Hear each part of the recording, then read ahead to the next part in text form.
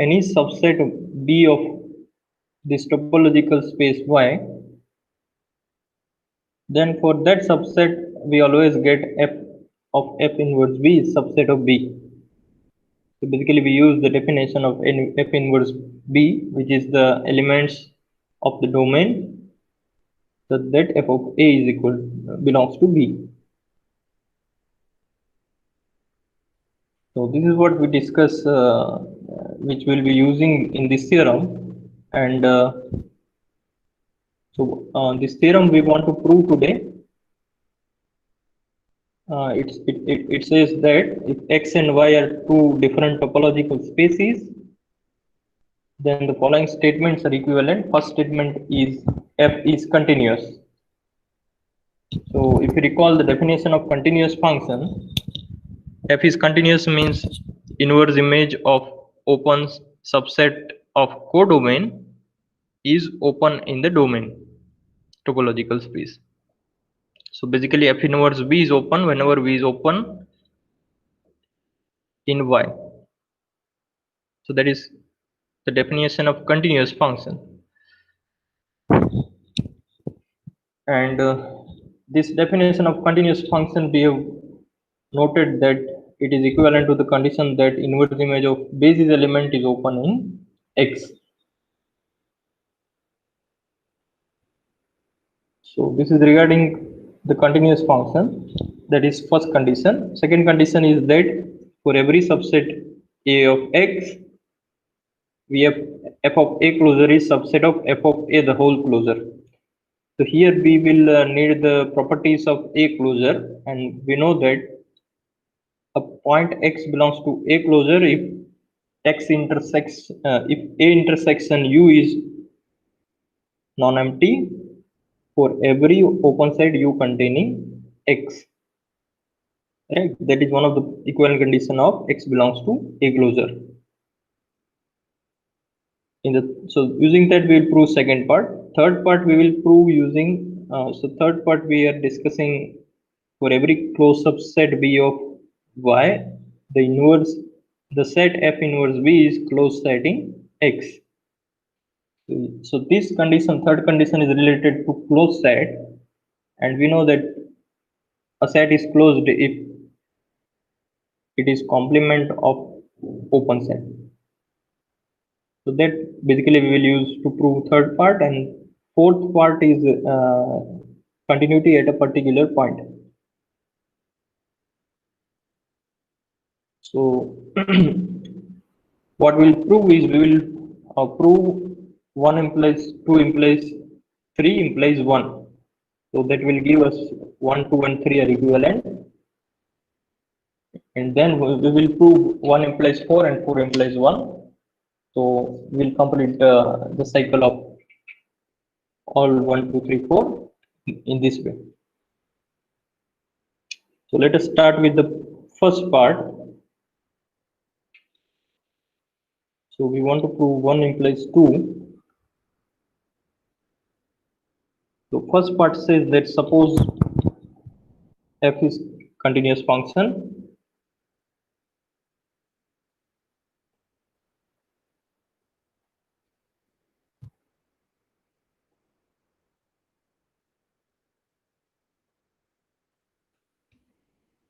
We want to prove that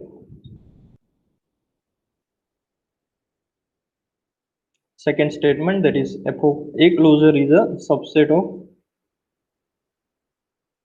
f of A the whole closure for each subset A of X. X is a topological space. So on set X, we know all the open subset of X. We know all the elements of tau X. So now here we want to prove this set is a subset of this set. So for that, what we will do, we'll take every element. We will show every element of this set belongs to this set. Right? So let us start with an element of f of A closure.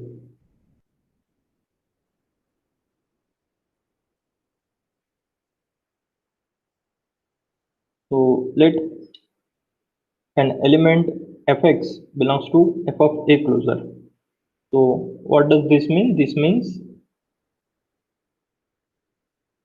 x is an element of a closure. Now I know x is an element of a closure,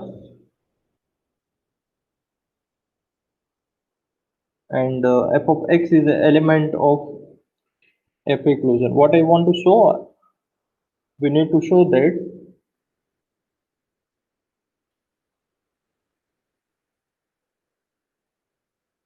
this element fx is an element of f of a closure. So what I need to check using the condition of the element belongs to closure of a set. How can I show fx belongs to f a closure?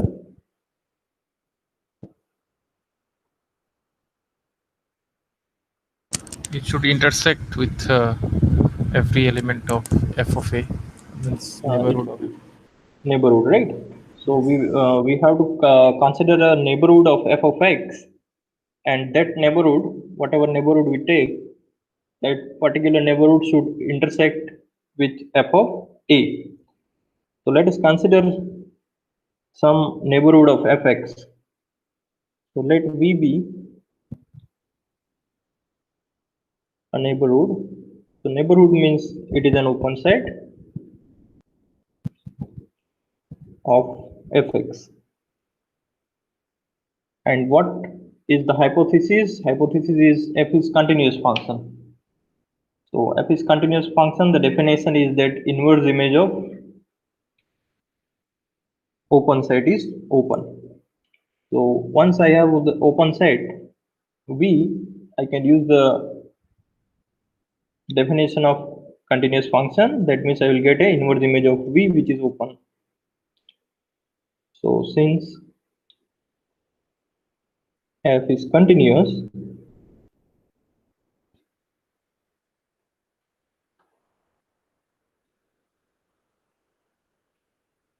f inverse V is opening in the domain.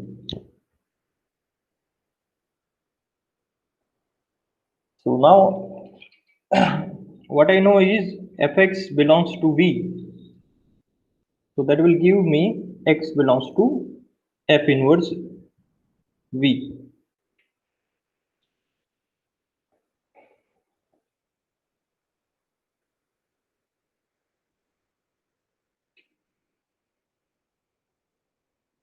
So x is an element of a closure, and we know that x is also belongs to f inverse V. So therefore what I will get is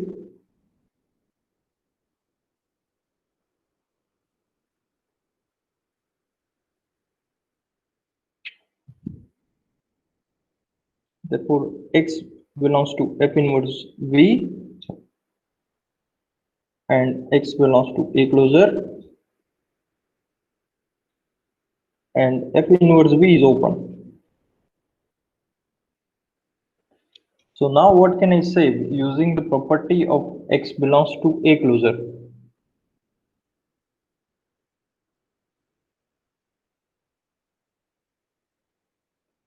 So what we know is x belongs to a closure and f inverse V is a neighborhood of x. So again, using the same condition, what we will get is this neighborhood intersection is a null set, right? So again, we are using the condition that x belongs to a closure, then every neighborhood of x intersects with a. Earlier we used that the same result for f of a closure, but now we are using it for the element of a closure. So since this set is non-empty, let an element in this set. Sir, not equal to 5 आएगा. Right. So that should be a non-empty. So basically F inverse V and A intersect. So thanks for the correction. Okay, so now what can we say about f of y? So since y is in F inverse V, what we will get is f of y will be element of V because y belongs to F inverse V. And on the other hand, since y belongs to A, we will get f of y is element of f of A.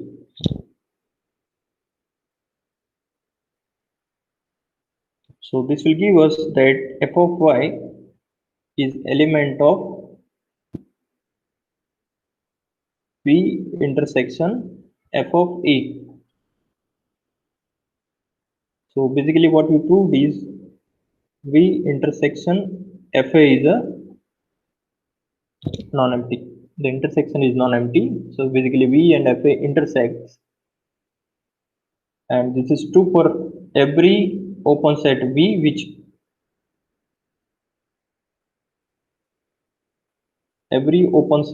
which contains Fx. We have shown that V intersection FA is non-empty, and therefore what we will get is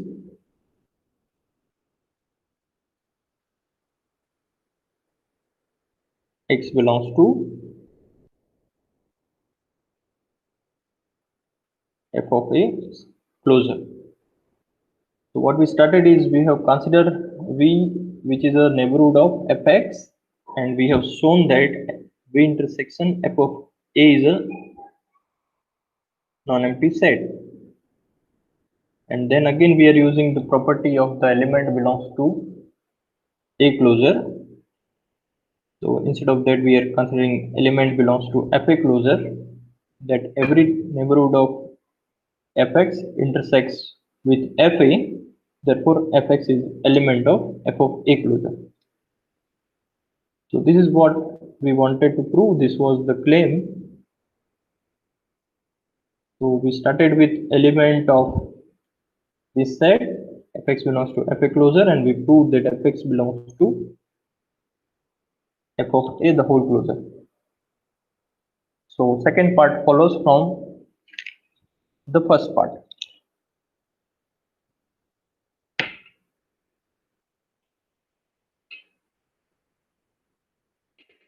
Now let us consider 2 implies 3. So 2 implies 3 means we know that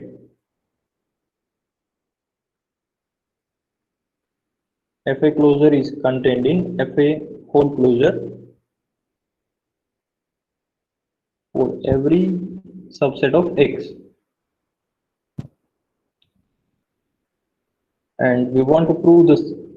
The third part is that inverse image of closed set is closed.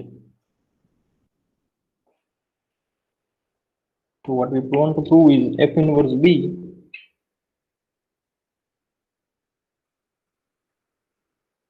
is closed in domain for every closed set be in the codomain.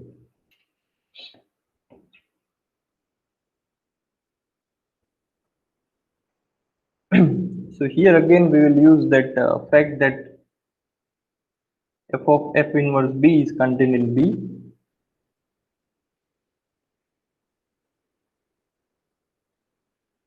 So let us consider this set to be A.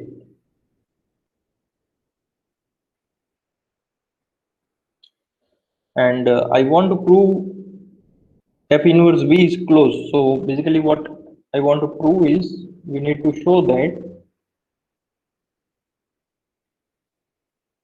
So whenever we want to show some set is closed, if you have noted that we are showing that its closure is itself, right? So basically we need to show that A closure is A. And from the definition of the closure, we already know that A is always subset of A closure for any set. So essentially here we need to show that A closure is subset of A, because A is always subset of A closure.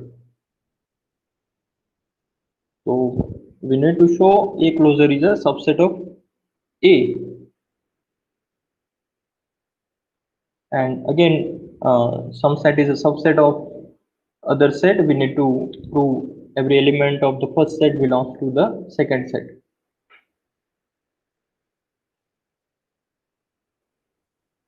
So that we need to show that. So let us start with some element of A closure.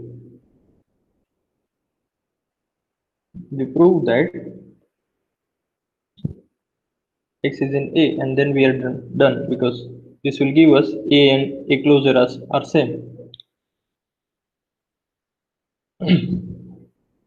And then what is the hypothesis? Hypothesis is that for every set A, I have f of A closure, which is a subset of f of A the whole closure. So since I have X belongs to A closure, we get fx is element of f of A closure. And then using hypothesis, so what is hypothesis? Hypothesis is f of A closure is a subset of f of A the whole closure. So what we get is fx belongs to the closure of f of A,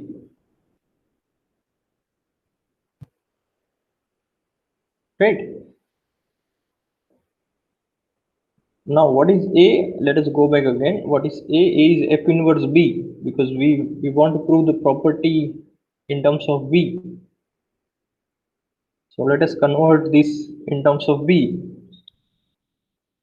So what is A? A is f inverse B. So we can substitute that. And then we know that whatever set B is there, f inverse B is always subset of B.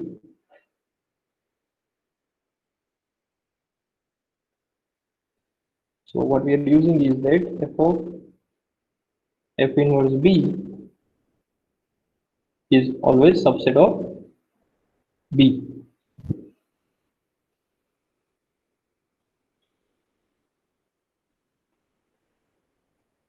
So therefore the closure of the first set is a subset of B closure. And what is B? B is a closed set. So since B is a closed set, B closure equals to B.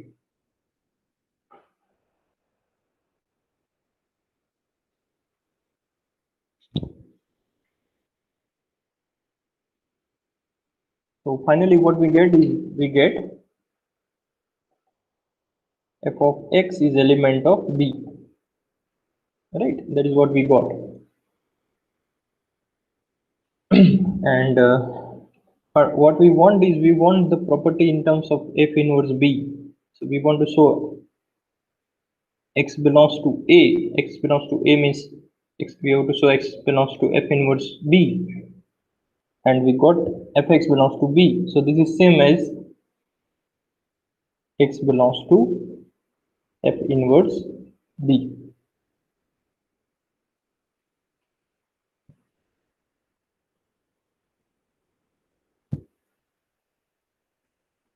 So what we use here is basically this fact which was given, that for every subset A of x, f of A closure is a subset of f A closure.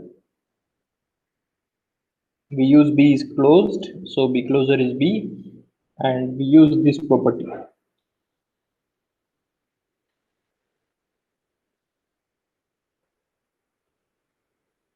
So this is basically A, So therefore we are done. We proved that A closure is a subset of A, and A is always subset of A closure. So A closure is A, and therefore F inverse B is a closed set. So this proved our 2 implies 3 part. Now to complete the cycle we need to show that the statement 3 implies 1.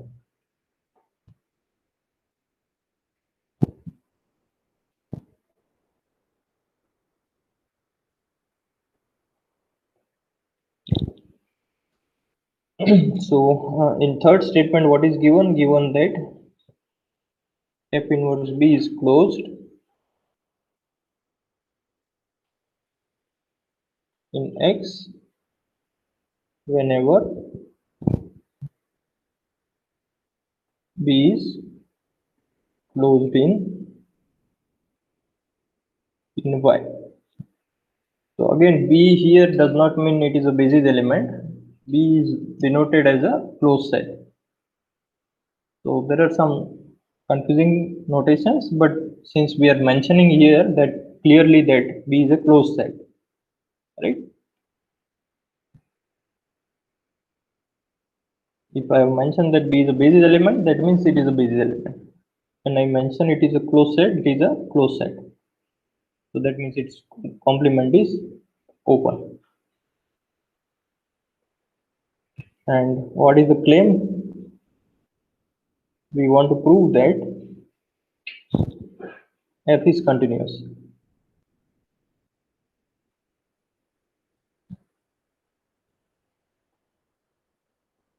So to prove F is continuous, that means we need to show that inverse image of open set is open. Or we need to prove that inverse image of basis element is open.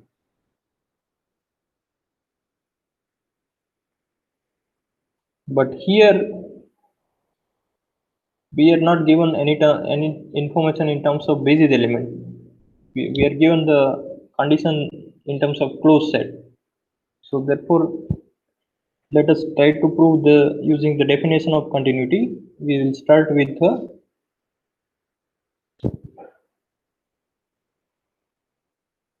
open set in the codomain. So since V is open in the codomain, to use this I need a closed set. So what we will do,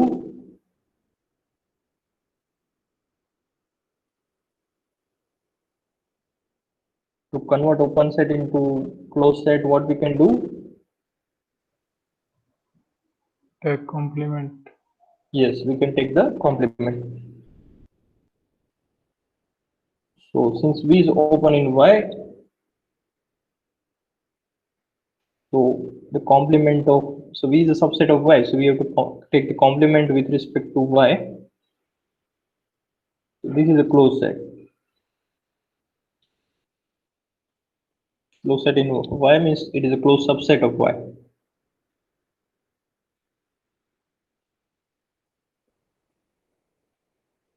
So now we got the closed set. So if I have a closed set, its inverse image is closed in the domain. So therefore, by hypothesis,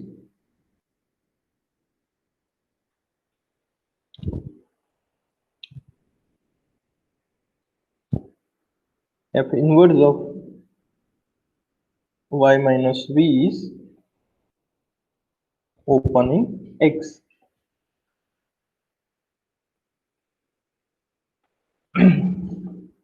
Now what is Close. closed?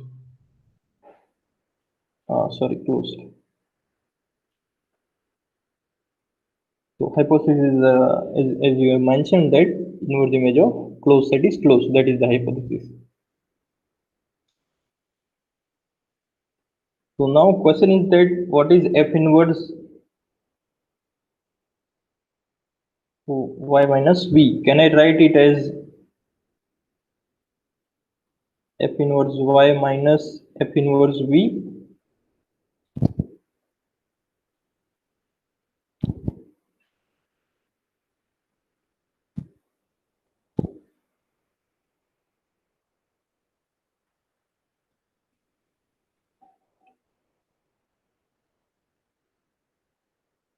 So this is a set theory. You can verify that using directly the definition of the inverse of a set, that whenever you take two sets A and B, F inverse A minus B is always F inverse A minus F inverse B. So you can show this is a subset of this and this is a subset of this.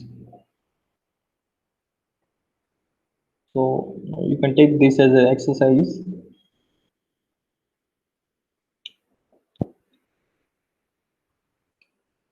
So these two are same and this is a closed set because this is closed set.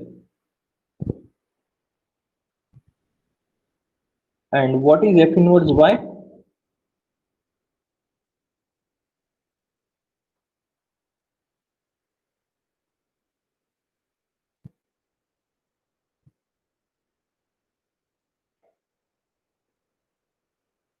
F inverse Y is x belongs to x so that fx belongs to y. So what will be this set?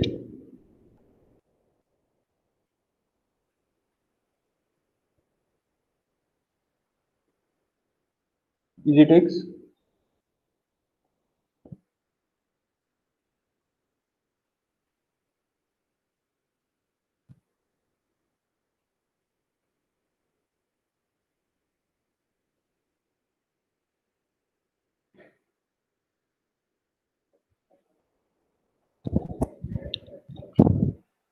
So is there any element of x whose f of x does not belongs to y for No, any sir, no, function? it's X. No, sir. It is always x, right? So this is just a simple fact from set theory. So f inverse y is x, and so therefore this is x. Basically, this is complement of this set, which is closed set. So that will give us, so x, what we got is f x minus f inverse v is closed. So therefore f inverse v is open in x. Right. So this will prove the first part. This will prove the 3 implies 1. So for f is continuous, we have to show that whenever we take v open in the codomain, f inverse v is open in the domain. So we proved 3 implies 1 and 1 implies 2, 2 implies 3 we already proved. So therefore the first 3 statements are equivalent.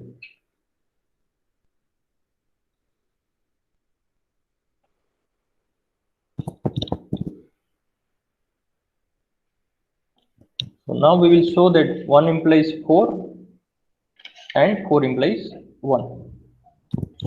Sir, how we conclude the last statement? X minus I minus page close. Which one? Last statement, second last.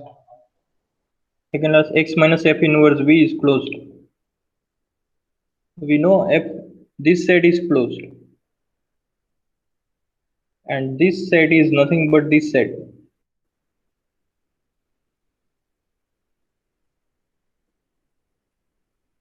And this is x.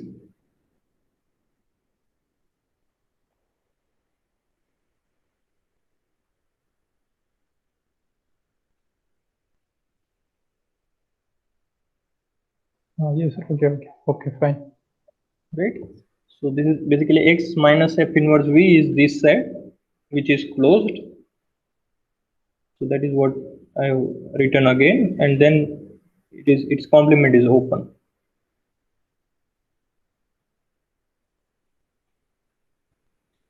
Okay, so let us try to prove 1 implies 4. So 1 implies 4 means we are given that f is continuous, and we need to show the continuity at a point.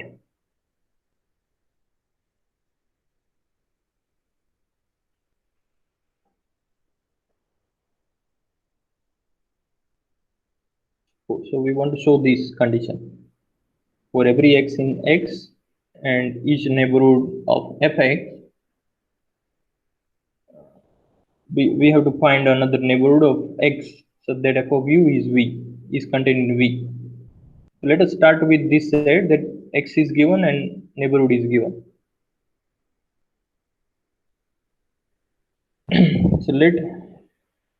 So what is given and to prove I am not writing because it is bit lengthy statement. So let x belongs to x and let v be a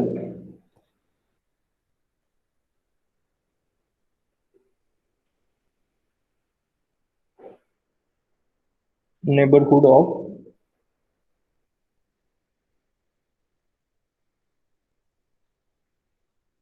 fx.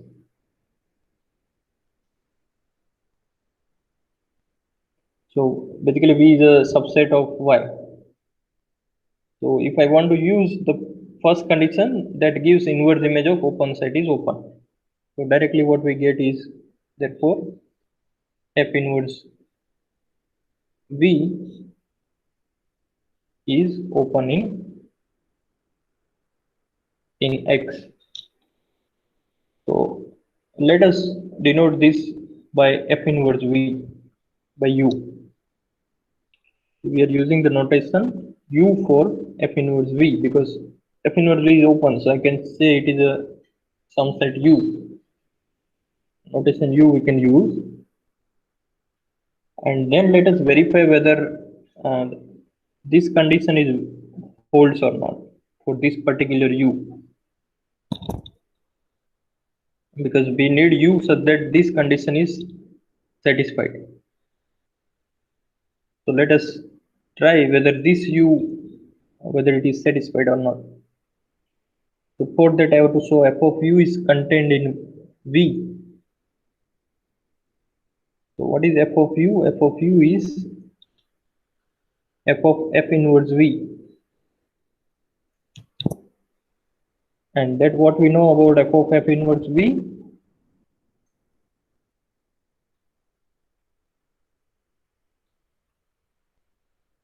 It is subset of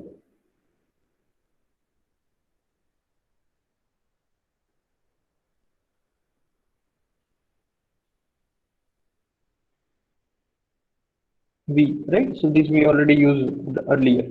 If I have any set A, then f of f inverse A is a subset of A. So simply we get f u is a subset of v using this fact.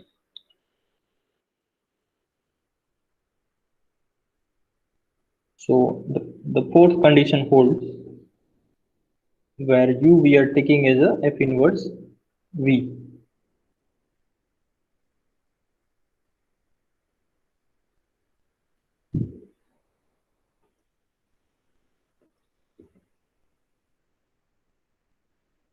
Now for converse, we are giving this hypothesis,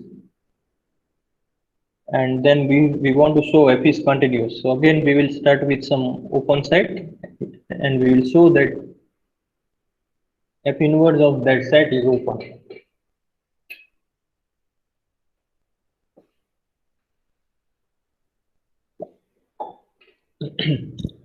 So let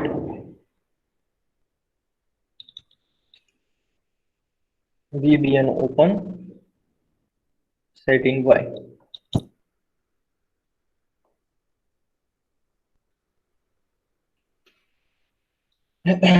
So to use this condition, what I need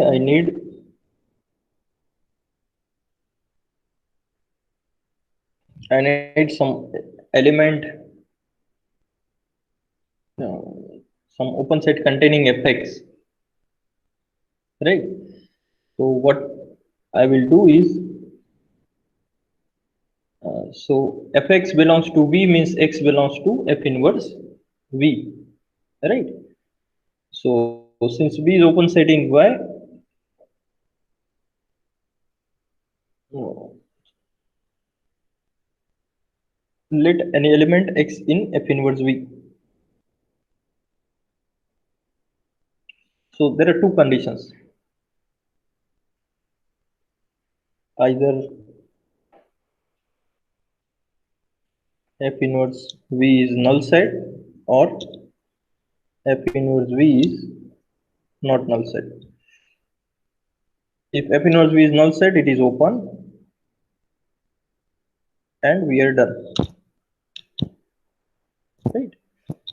If it is not open, then there exists x belongs to f inverse V.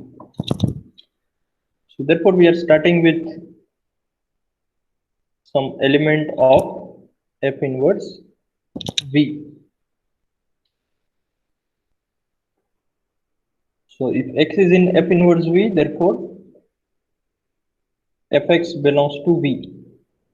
Now fx belongs to V, then we can use this for the hypothesis and we get a open set U of x that fu is contained in V. So now this U depends on which x I am taking, right? So I can denote U in as a notation ux, right? So therefore by hypothesis,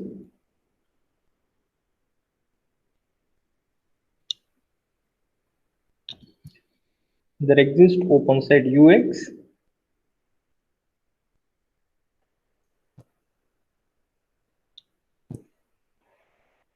such that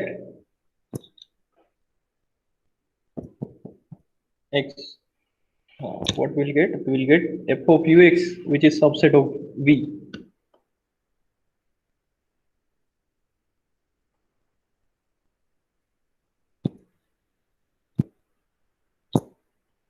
Right, and what we get is neighborhood U is a neighborhood of x.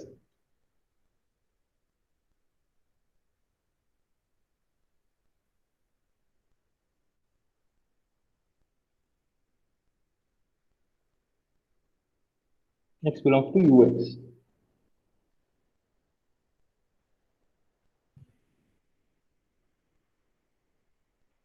Now f of ux is a subset of V that we can rewrite as ux is a subset of f inverse V. Right, these two are the same thing. So basically what we are getting is we are getting x is in ux is subset of f inverse V. So that means singleton x is a subset of ux which is subset of f inverse V. And this is true for every element of f inverse V. This is true. So now what I can do is I can take union over every element of f inverse V. So this is subset of union x belongs to f inverse V, which is subset of now union of f inverse V is f inverse V itself because we are taking union with respect to the same element. So A union A is A. And what will be this union?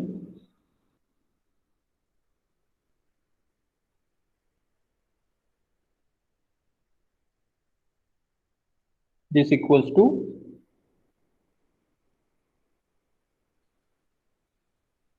the set of union of all singletons in the given set equals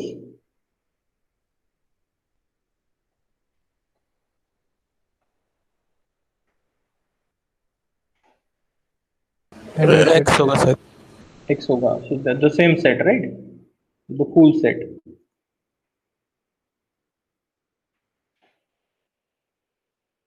So this is also F inverse V, this is also F inverse V, and this set is subset of this set which is equal to same set.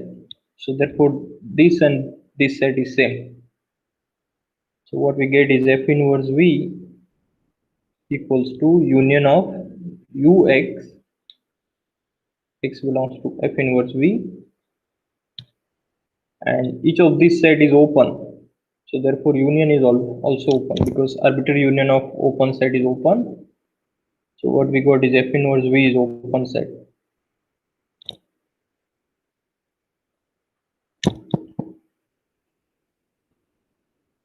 So this will prove the part 4 implies 1, and therefore we got all the 4 conditions of the theorem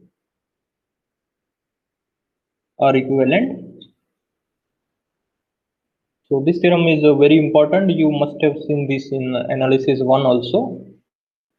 The similar proof is given there in terms of metric spaces, but here we are using arbitrary topological spaces. So we are proving the same thing in terms of open set and closed set. There also proof is almost similar. So now once we know that what are the equivalent conditions of continuous functions, we can derive several different functions are continuous. So for example, we can construct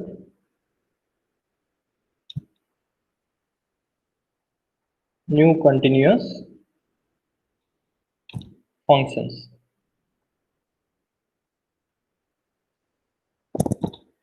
So for example,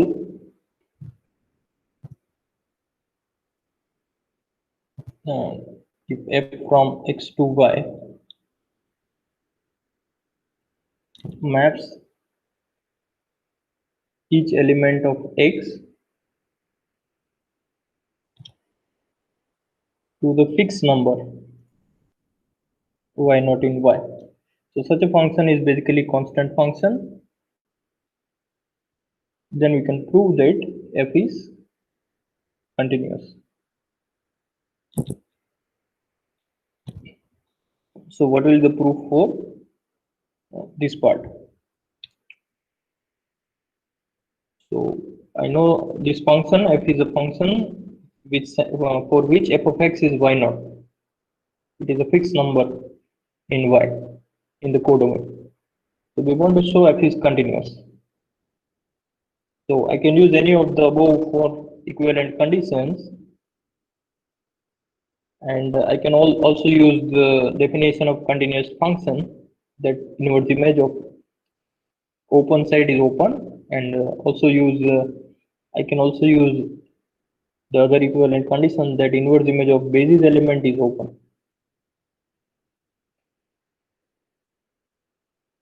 So what we know that here I have a function which is from x to y, and if I take any element of x,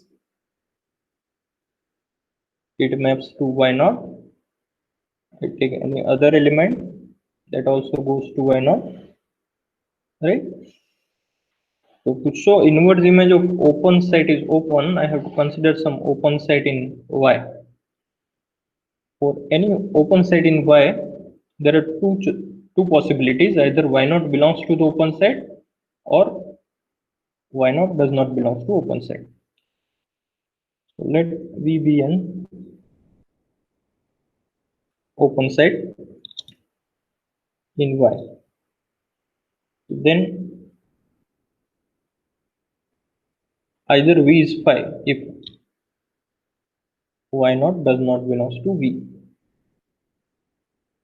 or what is the case, V equals to the whole x if y naught belongs to V, because y naught is the image of every element of x. So in this case, so this is f inverse V,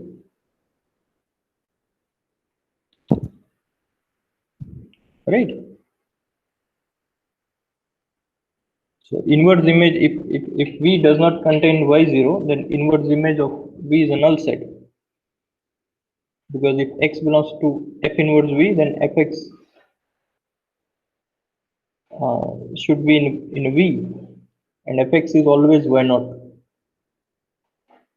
because it is a constant function. So there are two choices for the inverse image of V, and then we know that both of these choices is open set.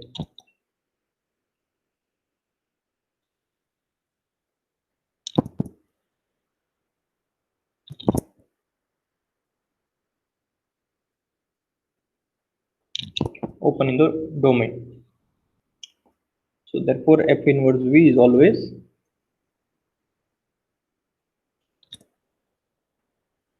an open set of this function. Whatever V we take, which is open subset in Y, F inverse V is always open in X. If F is a constant function. So therefore F is continuous.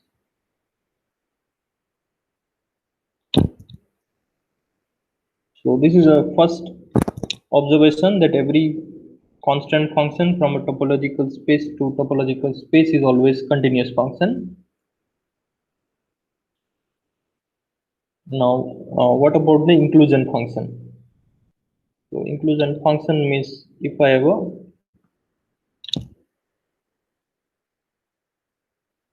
subspace of X,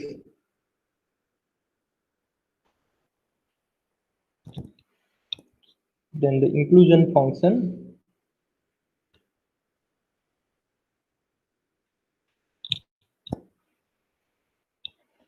we define as from A to Y. Sorry, inclusion function is from the subset to the set.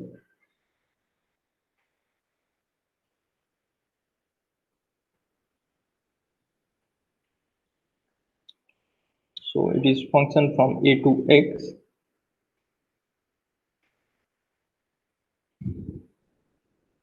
is a continuous function.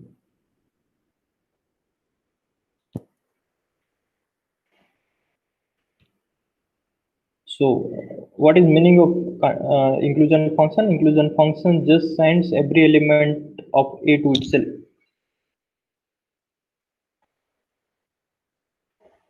And basically A is a subspace of X, that means A is a subset of X, and on A we have a subspace topology.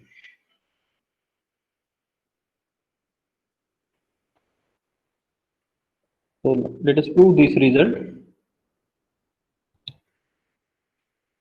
So to prove that J is continuous, again we will show that inverse image of open set is open.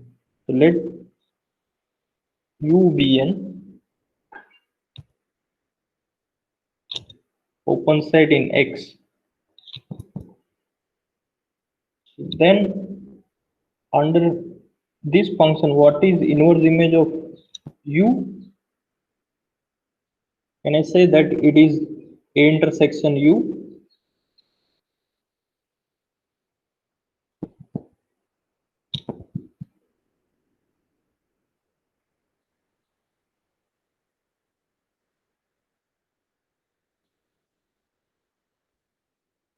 Because what we have is we have the set X, and we have a subset of that set A, and I have a set X. So what this function do is it sends elements of A to A. So if I take any open set here U, it may intersect with A or it may not intersect with A. So to find its inverse image, what I know is the inverse image is basically the intersection of U with A, because in the domain we have only points coming from A. So J inverse U is A intersection U. So basically in J inverse U only those points are there which are in A, because the domain of this function is A. And then we know that U is open set in X, and A is a subset of X. So in the subspace topology on A, all these type of sets are open sets.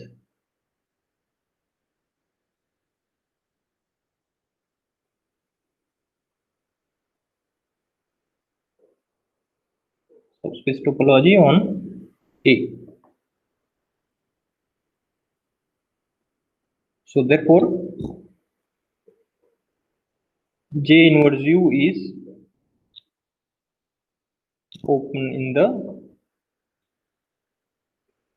subspace topology on A. So therefore, J is continuous function.